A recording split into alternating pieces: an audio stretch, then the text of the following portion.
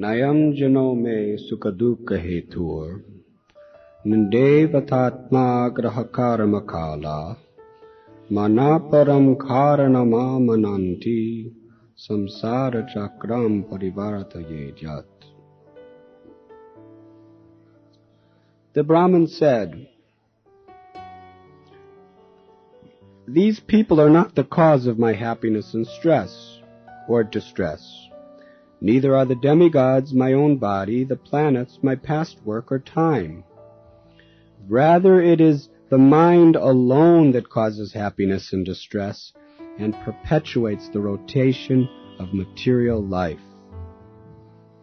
Manogunan vaishujate baliyas tatascha karmani vilakshanani suklani krishnanyata lohitani tevya sadha varana sritayo bhavanti." The powerful mind actuates the functions of the material modes from which evolve the different kinds of material activities. In the modes of goodness, ignorance, and passion, from the activities in each of these modes develop the corresponding statuses of life.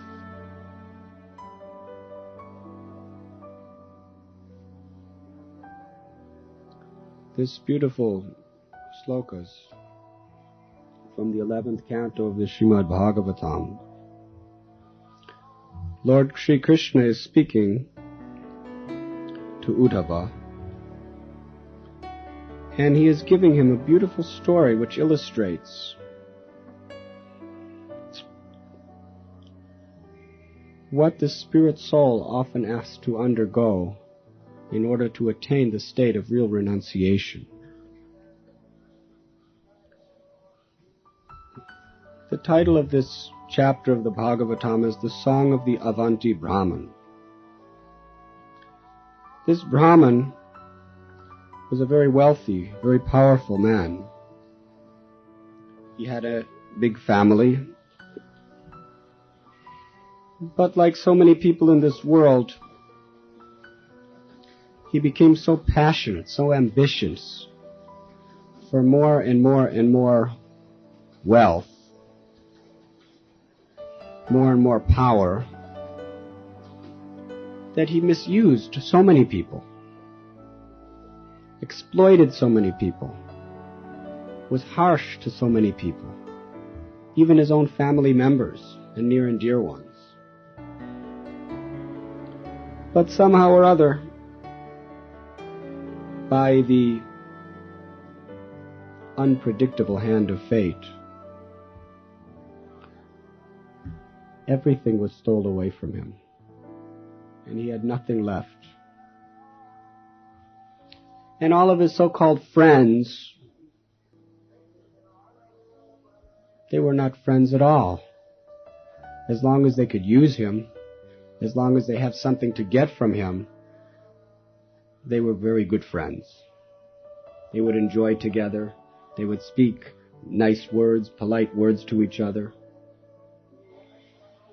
But that's the way most friends are in this world. In this world, so-called love and companionship is based on this principle of, as long as you can do something for me, I like you. As long as our friendship is conducive to my advancement in the process of sense gratification, then there will be love. But as soon as there is an impediment, then there is no reason. Why should I waste my time with this worthless person? Huh? So in this way, the Brahmin, he turned to his friends, to his business colleagues, to his family members, because he actually needed them. He was in desperation. His friend looked at him, "You're not our friend. What do we have to do with you? You're not in our circle of society anymore. It's not prestigious to be with you." They turned their back and walked away. And as far as his own family members and loved ones, they just looked at him, "All the harsh words you use toward us. You have no money, you have nothing. they turned their backs and walked out. He was laying on the ground, alone, with nothing. All he had was his own sorrow, was his own pain within the heart. So he just laid there, weeping and weeping and weeping.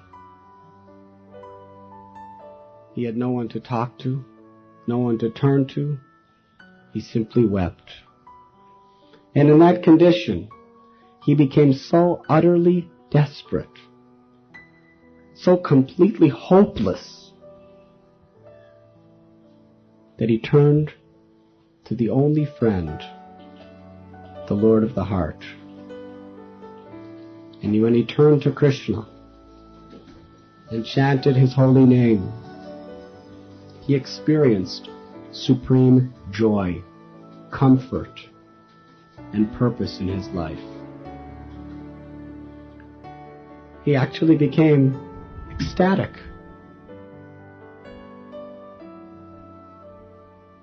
In fact, Lord Sri Chaitanya Mahaprabhu, after he took sannyas, he was remembering the beautiful prayers of this Avanti Brahmin. In the Chaitanya Charitamrita, the first thing he did after his sannyas, he began to chant the prayers of the Avanti Brahmin. That real renunciation is to realize that only Krishna can save us. That when all things are said and done, there's only Krishna. All the illusions of this world and all the illusory relationships we have in this world, they will not be there at the time of need. Only Krishna. And whatever relationships we have that bring us closer to our one true friend Krishna, those relationships are real. Those relationships are eternal. But any other relationship with anyone is only an illusion. It is only Maya.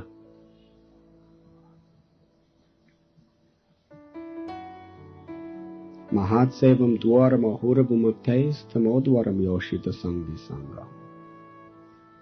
That by serving great personalities who bring us closer to the Lord of our heart, the doors to liberation are opened. But by associating with people who are simply interested in their own selfish pursuits of life, the doors to ignorance and the darkest regions of hell are opened before our life. So therefore, there's only one standard that is worthy of keeping in the forefront of our life, in all of our dealings and all of our relationships. How will this bring me closer to my eternal, dearmost friend, Sri Krishna? Otherwise, every relationship is a form of bondage and illusion. Shukadev Goswami says even family members, they are all like illusory fallible soldiers, will only disappoint us in the end unless they bring us closer to Krishna. Therefore, in Krishna consciousness,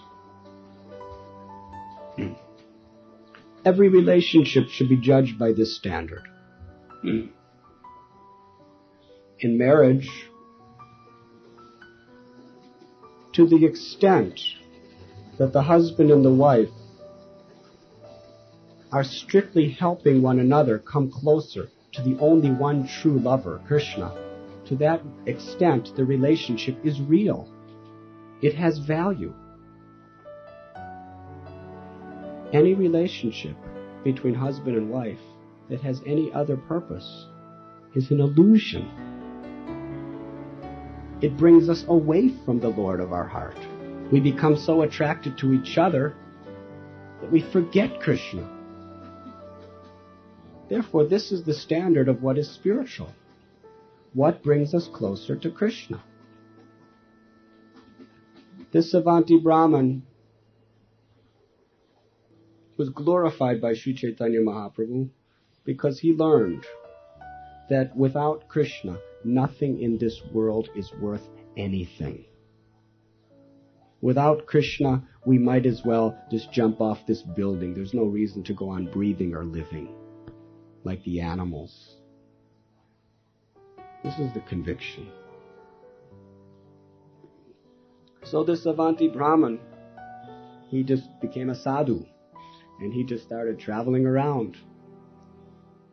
But because he had committed so many offenses against others, even though he became a great devotee, still he was required to at least externally accept the reactions.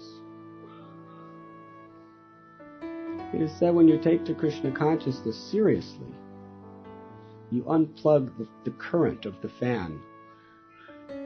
Right now, the fan of karma, when it's plugged in and the switch is on, just more and more and more current is making the fan go faster and faster and faster. When you unplug it, there's no new karma coming in, but still the old karma, the momentum of it is still there.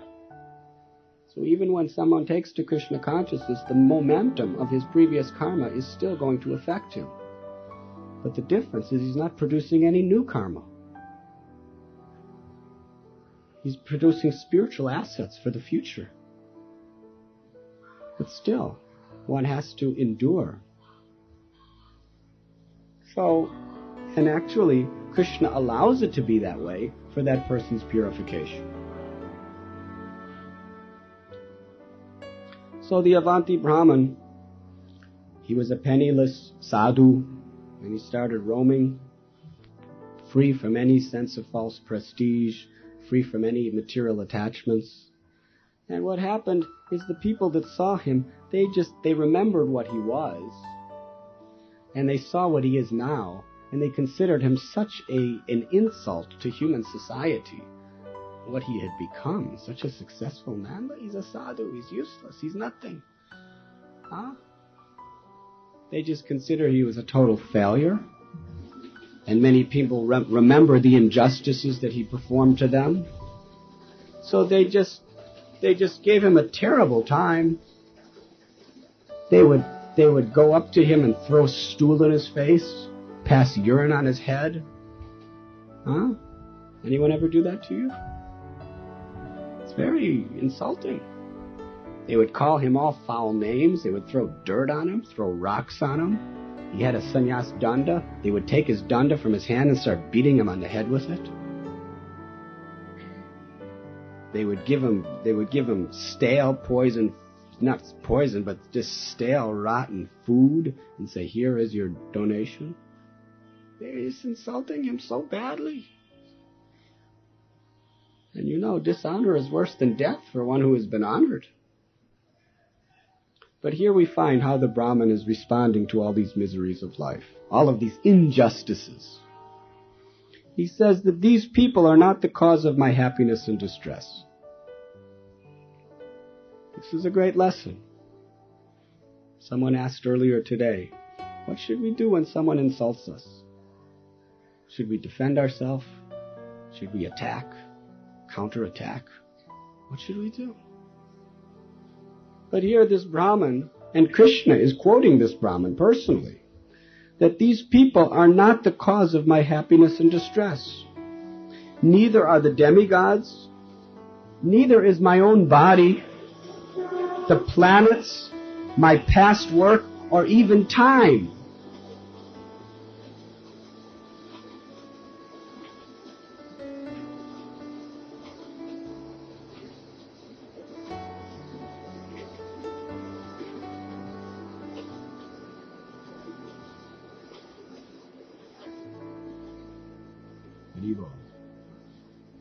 India has a wonderful railway system.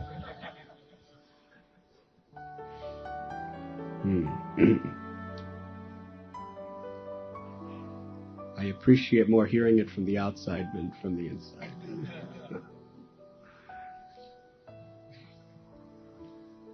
So let us analyze each of these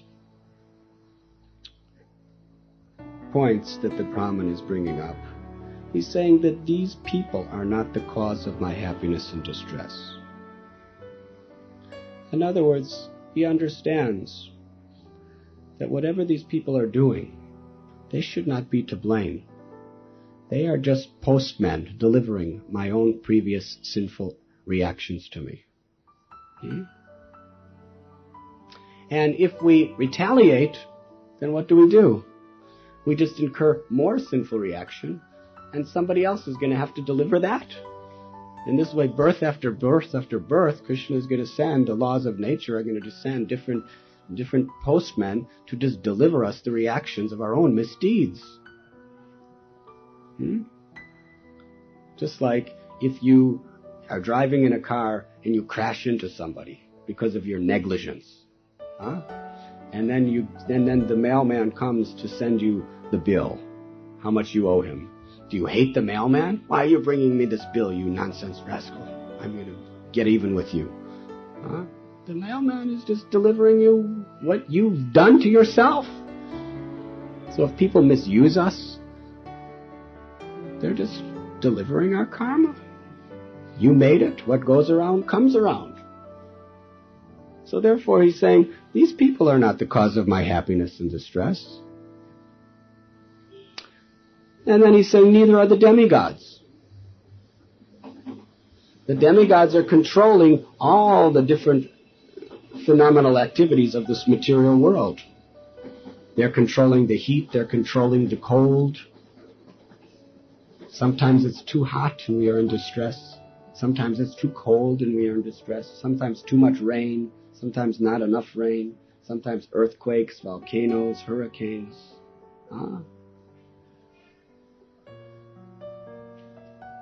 He's saying, these demigods who are sending all of these, they are not the cause of my distress. In my own body, sometimes we're diseased, sometimes our back hurts, sometimes we have arthritis, sometimes we have boils, sometimes we have fever, sometimes we're just too tired.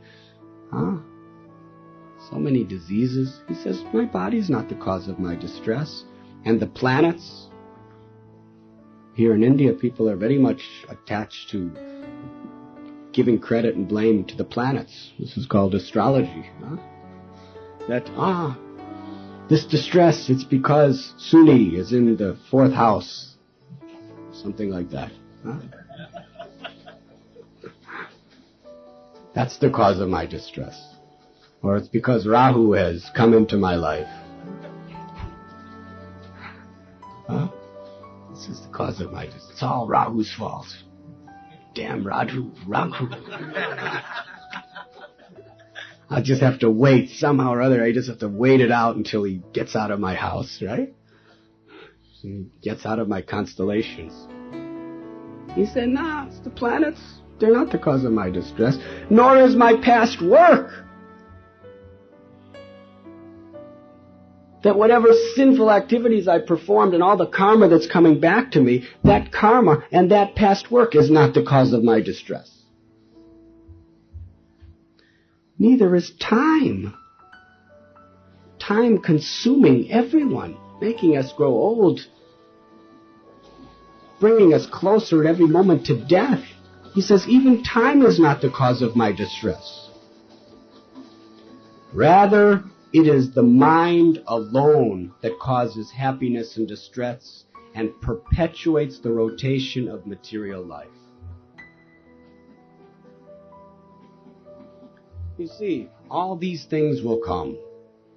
The astrological influences, the various arrangements created by the demigods, other people, our own past activities, the force of time, they will create so many circumstances in our life. But they're not the cause of our happiness or distress.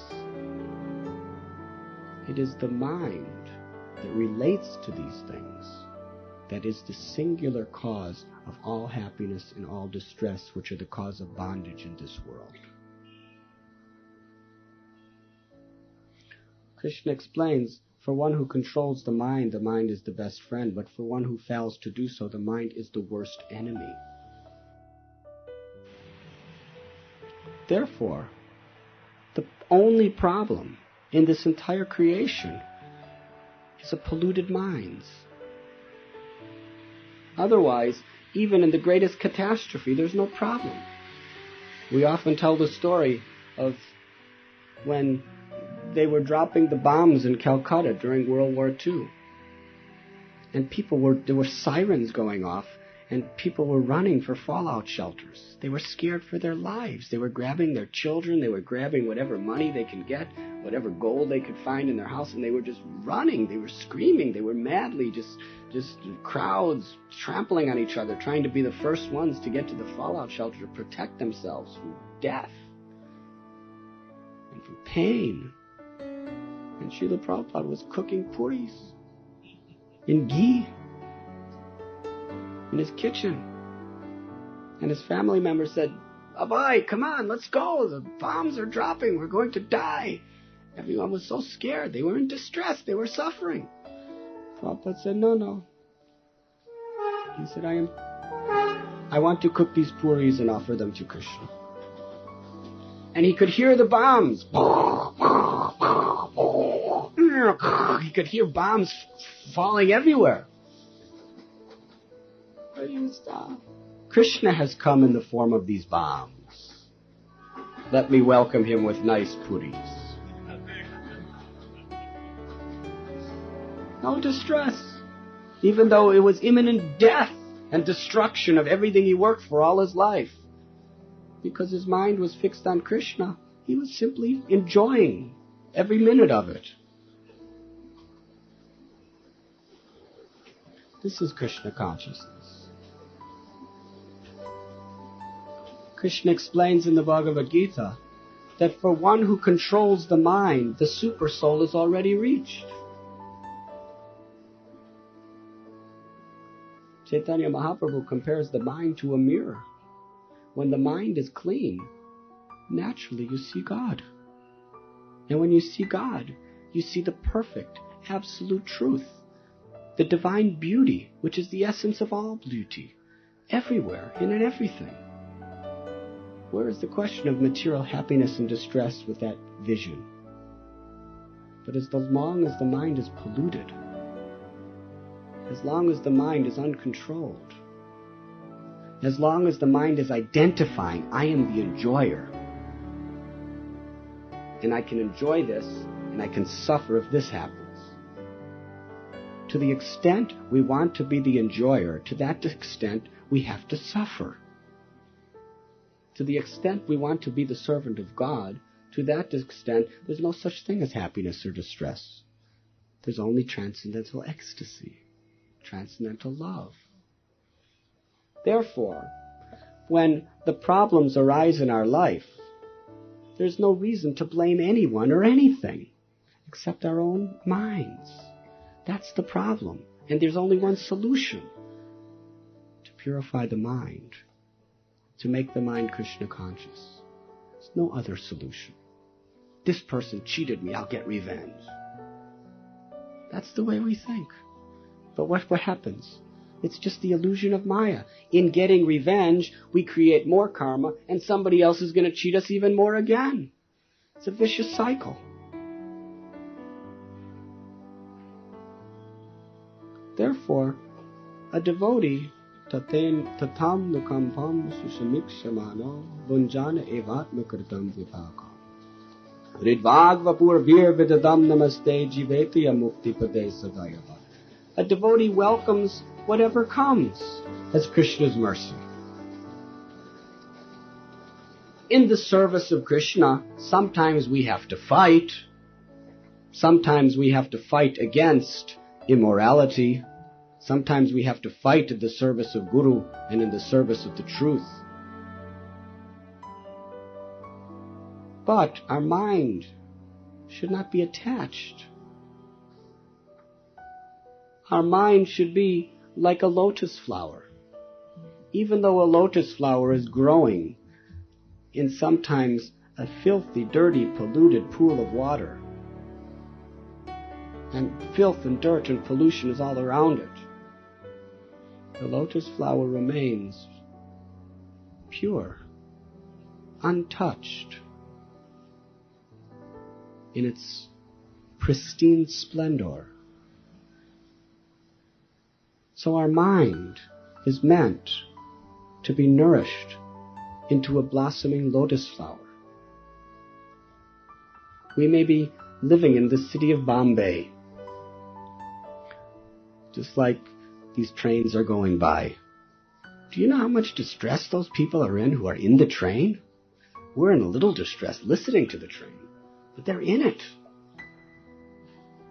They're crowded. People are pushing and shoving and everything. It's hot. Everything.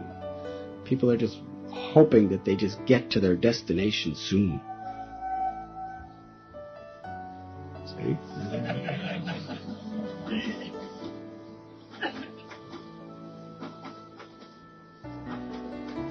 And those who don't go by train, they drive by car.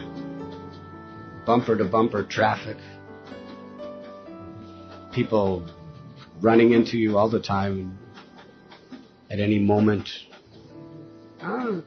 Pollution, exhaust. Rats. All kinds of greedy people. People trying to cheat you. People trying to exploit you. People trying to tempt you into all sorts of craziness. It's like a dirty pool. But a devotee, even in all of these circumstances, even if the planets are bad, even if it's a bad time astrologically, even if we're reaping the most terrible results of our work, even if the demigods are sending hurricanes and tornadoes and earthquakes simultaneously, even if our body is suffering terrible disease and everybody's just treating us like dirt, if all those things are happening simultaneously, if the mind is like a lotus flower, it remains peaceful. We have to deal with every situation according to the need, but we are not attached.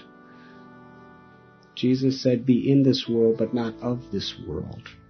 Krishna says the same thing essentially in Gita in greater detail, where he says, one who sees action in inaction, and inaction in action is a man of real intelligence.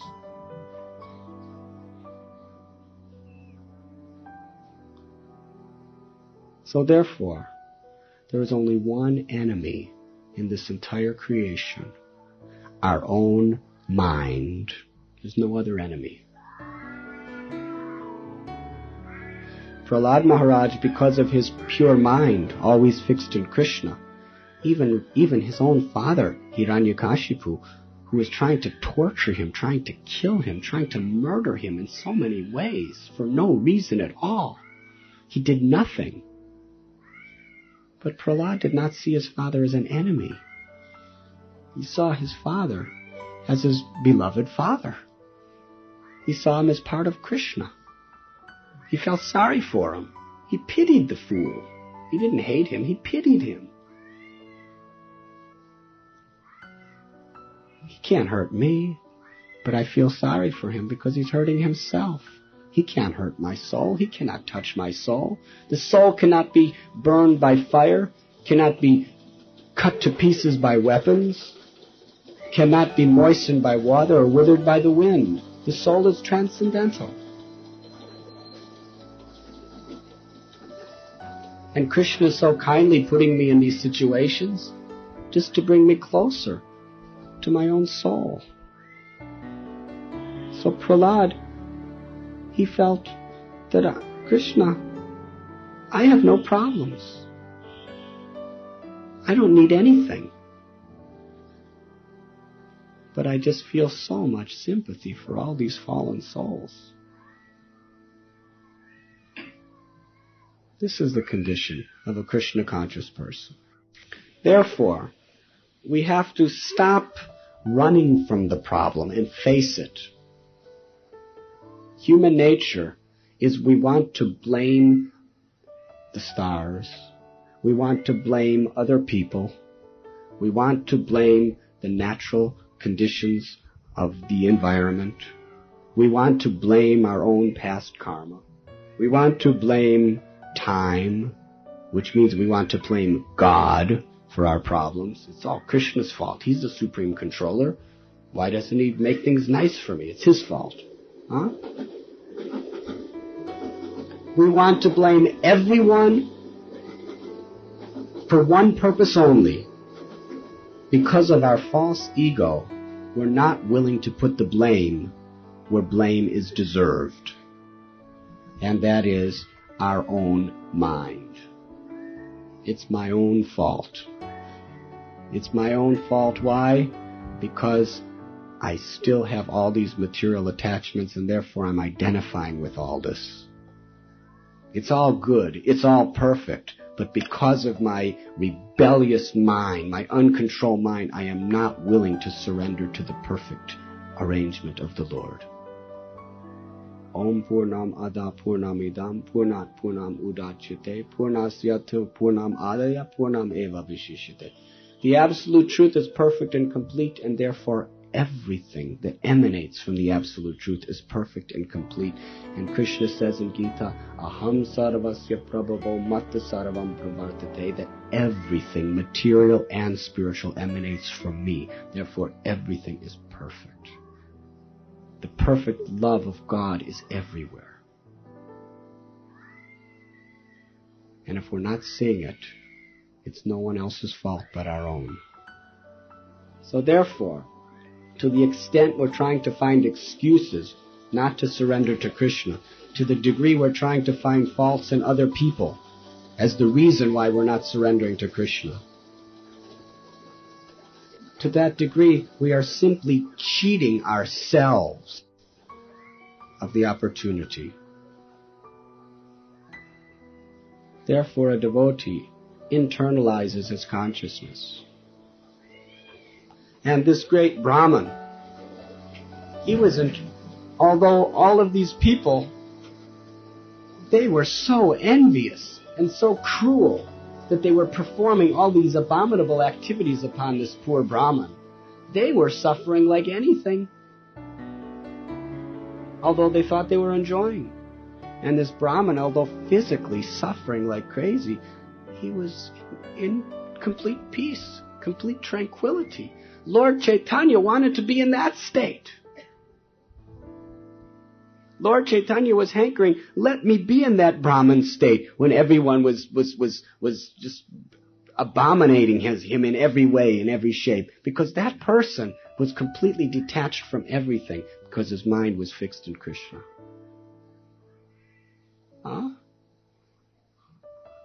Pseudo-religionists think that if you're doing very successful and you're doing very well materially, that means God is good upon you. In the karma kanda sense, that's true. But Lord Chaitanya was thinking that this is the perfection of life, to be like this Brahman.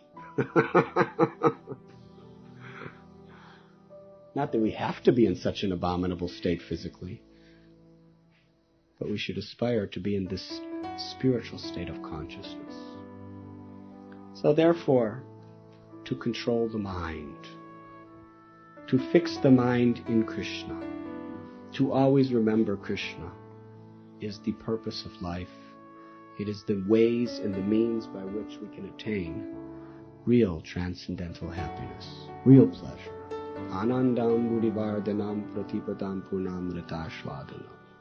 When the mirror of the mind is cleansed by the chanting of the holy name of Krishna, then that pleasure, that bliss, that ecstasy that everyone's longing for is fulfilled.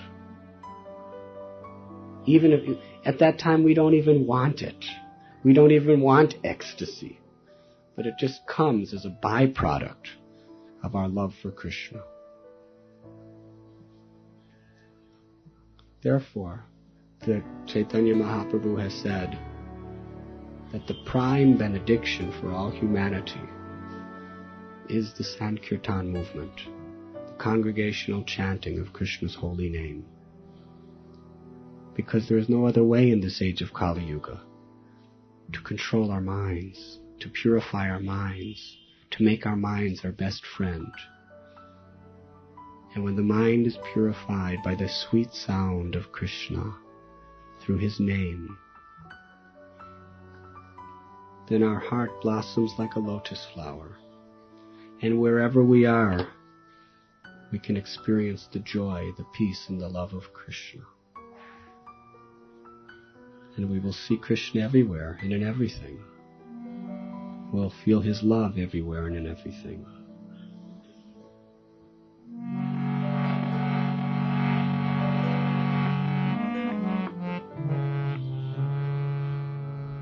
So we are very fortunate.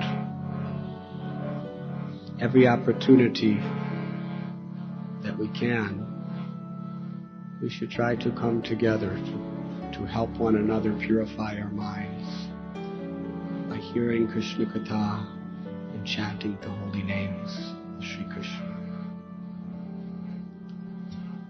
So today is our dear Murlidhar Prabhu's birthday. Usually Vaishnavas do not celebrate birthdays, which means we do not celebrate like ordinary people. Ordinary people, birthday means you're the center of all attraction and I'm going to enjoy like anything. But in the real sense, we should celebrate that person who gave us birth. That's Krishna. Huh? Please, don't curse him.